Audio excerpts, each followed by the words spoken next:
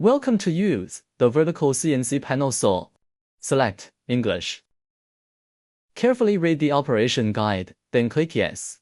And finally click Auto Operation.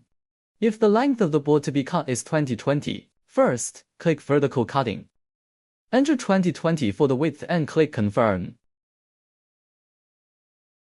Enter the board's height dimension 1250 as the height starting point and click Confirm. Enter the board's height dimension 1250 for the cutting length as well, and click Confirm. Then click Start.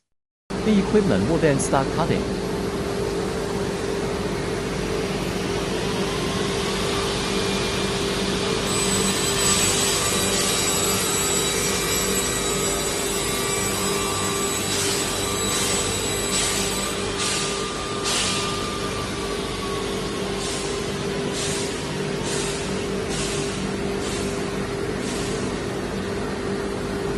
After the cutting is done, take the board down and set it aside.